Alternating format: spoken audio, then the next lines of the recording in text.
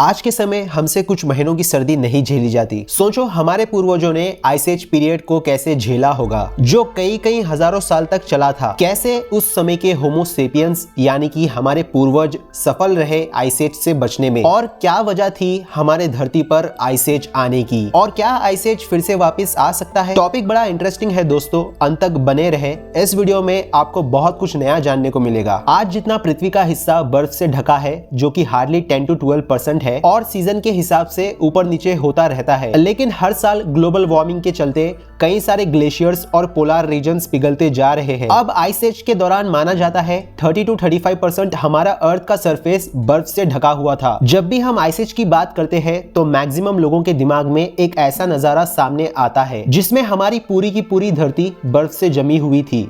ये उतना सच नहीं है। ग्लेशियल पीरियड्स में हर जगह ठंड जरूर थी, लेकिन ऐसा नहीं है कि अर्थ का 100% हिस्सा बर्फ से ढका हुआ था।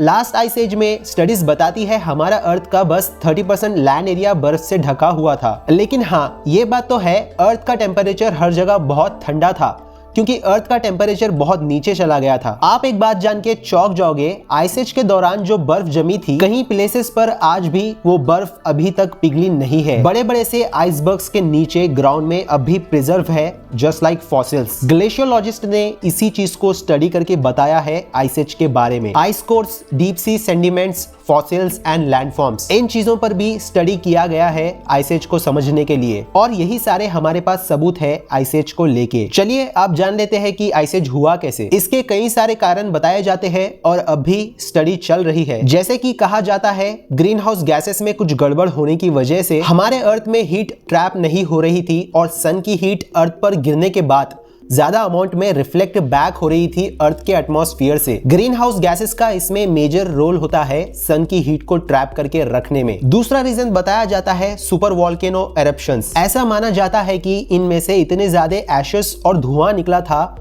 जिस वजह से अगेन अर्थ के एटमॉस्फेयर में सनलाइट एंटर नहीं हो पा रही थी, जिस वजह से टेम्परेचर ड्रॉप हुआ हो। लेकिन सबसे सही और लॉजिकल थ्योरी 1920 में बताई गई मिल्यूटिन मिलानकोविच के द्वारा। ये एक मैथमेटिशियन थे और साथ साथ में क्लाइमेटोलॉजिस्ट और जियोफिजिस्ट पर भी स्टडी करते थे। इन्होंने हमारे अर्थ के ऑर्बिटिंग सर्कल्स को स्टडी करके कुछ नया डिस्कवर किया, जिसको इन्होंने अपना ही नाम दिया मिलानकोविच साइकिल के नाम से। मिलानकोविच साइकिल में 3 तरह की एक्टिविटी होती है, eccentricity, obliquity and precision. Confuse मत होना, ये कोई रॉकेट साइंस नहीं है, बड़ा ही सिंपल सा कॉन्सेप्ट है, आपको इजीली समझ आ जाएगा। एसेंट्रिसिटी में होता ये है जैसे कि हमारा अर्थ सर्कुलर लाइन में सन को ऑर्बिट करता है, लेकिन 1 लाख ईयर की साइकिल में होता ये है, ये सर्कुलर ऑर्बिट लाइन स्ट्रेच होकर एलिप्टिकल हो जाती है, जिस वजह से हमारा अर्थ सर्कल में ऑर्बिट करने के इंस्टेड अंडे के आकार में सन को ऑर्बिट करने लगता है। अब मिलानकोविच के अकॉर्डिंग ऐसे होने का रीजन है जुपिटर एंड सैटर्न का ग्रेविटेशनल पुल। अभी की बात करें तो मोस्टली सर्कुलर बताई जाती है हमारे अर्थ की ऑर्बिटिंग, लेकिन अगले हजारों सालों में ये फिर से स्ट्रेच होगी। नेक्स्ट आती है ऑब्लिक्विटी। इसमें होता ये है हमारे अर्थ का एक्साइल टिल्ट चेंज हो जाता है। जैसे कि आप में से बहुत लोग जानते होंगे,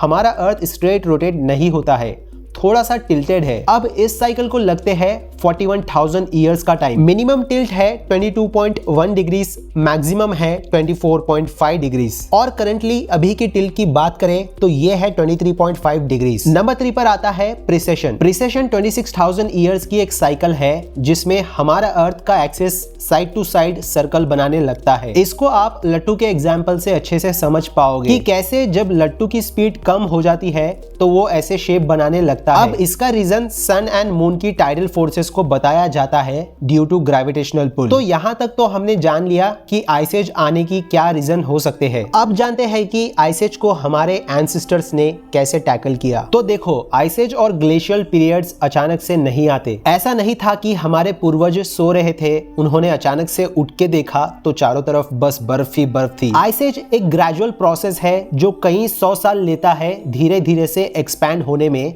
इसको हम ग्लेशियल पीरियड बोलते हैं। फिर अगेन आइस एज कई 100 साल लेता है मेल्ट होने के लिए, जिसको इंटरग्लेशियल पीरियड बोलते हैं। तो इन सभी चेंजेस को होमो सेपियंस धीरे धीरे अडॉप्ट करते गए, और वो माइग्रेट करते करते ऐसे लैंड्स पर आ पहुंचे जहां पर बर्फ बहुत कम थी। साथ साथ में वो अच्छे से हंट भी करते थे, और फिर वो जानवरों की स्किन को एज ए स्वेटर यूज करते थे ठंड से बचने के लिए। सो यस, होमो सेपियंस बहुत ज्यादा प्राइमेटिव होने के साथ साथ वो बहुत स्मार्ट थे, इसीलिए तो ह्यूमंस इतने मुश्किलों के बाद यहाँ तक पहुँच पाए सक्सेसफुली। वेल, अब बात रही क्या फिर से आइस एज आ सकता है। जैसे कि मैंने बताया, अभी जो आइस एज के दौरान बर्फ जमी हुई थी वो आज के समय में धीरे धीरे मेल्ट हो रही है, तो हम टेक्निकली कह सकते हैं कि हम end of the ice age period में एग्जिस्ट कर रहे हैं। काफी लोग जो आइस एज के बारे में स्टडी करते हैं वो यही कहते हैं that we are in the end of interglacial period, लेकिन ग्लोबल वार्मिंग के चलते इस प्रोसेस की स्पीड बढ़ते जा रही है। इस वीडियो में बहुत मेहनत लगी है, तो प्लीज एक लाइक कर देना,